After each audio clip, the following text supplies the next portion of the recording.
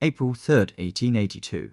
St. Joseph, Missouri. A modest house on Lafayette Street. A man stands on a chair, adjusting a picture frame on the wall. He's unarmed, his gun belts hang on the bedpost. His back is turned to two men in the room with him. One of those men, Bob Ford, slowly raises a revolver. He aims at the back of the man's head. He fires once. The man on the chair falls dead. He's 34 years old. His name is Jesse Woodson James, bank robber, train robber, murderer, and according to millions of Americans, a hero. But how does a criminal become beloved? How does a man who killed innocent people and stole hundreds of thousands of dollars become a folk legend? This is the story of Jesse James the Outlaw, who became more famous in death than he ever was in life. To understand Jesse James, you have to understand the Civil War and what it did to Missouri. Jesse was born in 1847 in Clay County, Missouri, to a prosperous farming family. His father was a Baptist minister who owned slaves. When Jesse was 3, his father left to join the California Gold Rush and died there. His mother remarried twice,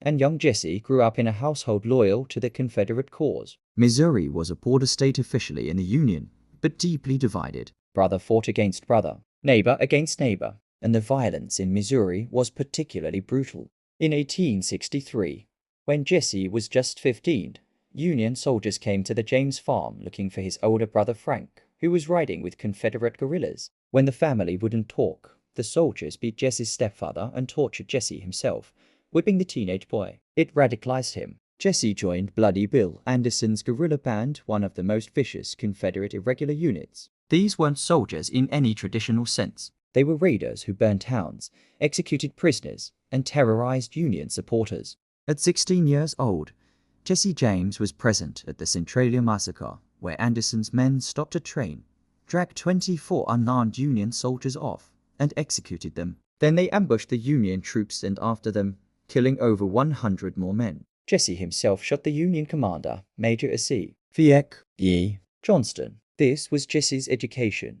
Guerrilla warfare, hit and run tactics, shoot first, show no mercy. He was wounded multiple times, once nearly fatally. When the war ended in 1865, Jesse was 17 years old and had been fighting for 2 years. But the war didn't really end for men like Jesse. Missouri was under harsh Reconstruction. Former Confederate guerrillas were hunted, imprisoned, denied the right to vote or own property. Many felt they'd been branded as criminals for fighting for their homeland. Jesse and Frank James claimed they couldn't get honest work because of their wartime service. Whether that's true or convenient excuse, what's certain is that in February 1866, the James brothers, for the next 15 years, the James Younger gang terrorized the Midwest. They robbed banks from Iowa to Texas, trains from Missouri to West Virginia, and stagecoaches in between. They stole an estimated to $00 millions in today's money. But here is what made Jesse James different from other outlaws. He understood public relations before the term even existed. After each robbery,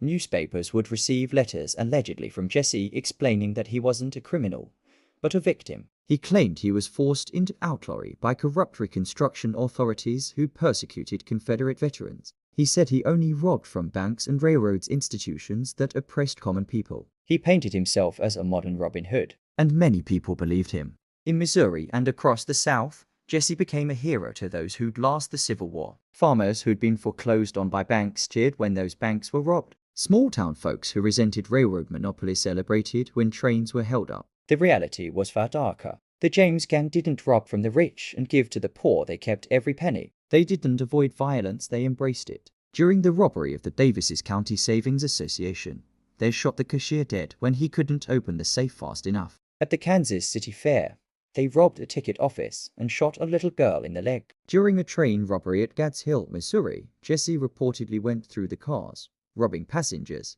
but returned one man his money after checking his hands and finding calluses. "You are a working man," Jesse allegedly said. The story spread nationwide, reinforcing his Robin Hood image. But that same gang shot and killed the train's engineer during another robbery, leaving his widow and children destitute. Where was the honor in that? Jesse married his cousin Zerelda in 1874. They'd eventually have 2 children. He tried to present himself as a family man, a churchgoer, a regular citizen forced into crime. Newspapers, especially the Kansas City Times editor John Newman Edwards, helped craft this image. Edwards wrote flowery editorials comparing Jesse to Robin Hood, to knights of old, to heroes fighting tyranny. He published Jesse's letters claiming innocence and persecution. He turned a violent criminal into a celebrity. The Pinkerton Detective Agency was hired to capture the gang. In 1875, Pinkerton agents surrounded the James family farm and threw what they claimed was an illumination device into the house. It exploded, killing Jesse's 8-year-old half-brother and blowing off his mother's arm. The incident, whether accident or assassination attempt, turned public opinion even further in Jesse's favor. Now he wasn't just a rebel.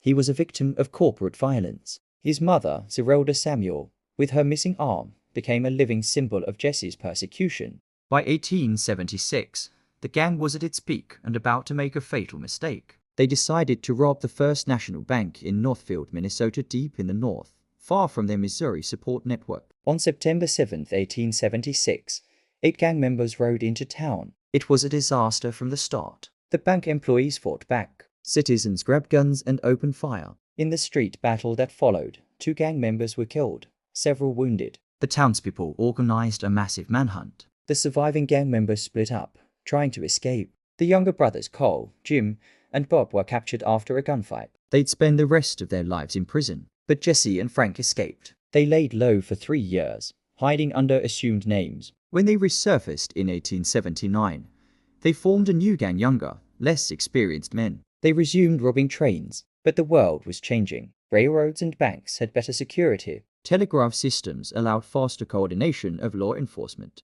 And the public was growing wary of outlaws. Missouri Governor Thomas Crittenden put a $10,000 reward on Jesse, dead or alive. It was an enormous sum, equivalent to over $300,000 today. Jesse was now living in St. Joseph, Missouri, under the name Thomas Howard.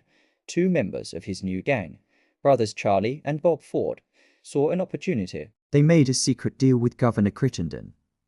They killed Jesse for the reward and a pardon for their own crimes. On the morning of April 3, 1882, Jesse was at home with the Ford brothers, planning another robbery. The house was hot, so Jesse took off his gun belt, something he rarely did. He stood on a chair to adjust a picture frame. Bob Ford saw his chance. He drew his revolver and shot Jesse in the back of the head. Jesse's wife Z rushed into the room. Jesse was dead before he hit the floor. He was 34 years old, had been an outlaw for 16 years, and killed at least a dozen people. Bob Ford expected to be celebrated as the man who killed Jesse James. Instead, he was vilified. Songs were written calling him the dirty little coward who shot Mr. Howard. He and his brother received the reward money, but they were despised everywhere they went.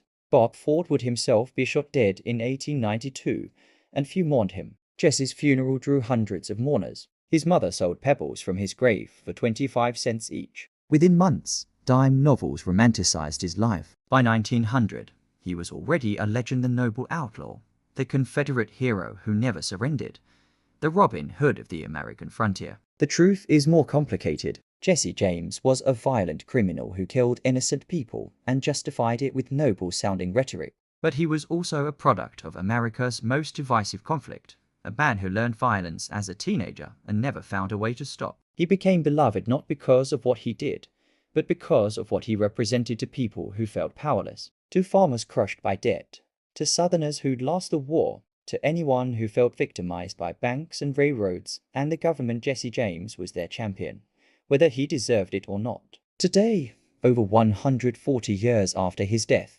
Jesse James remains America's most famous outlaw. His childhood home is a museum. His grave is a tourist attraction. His name is synonymous with the Wild West. And somewhere in that gap between the violent reality and the romantic legend lies the real Jesse James, a man who chose crime, justified it brilliantly, and became immortal because of it.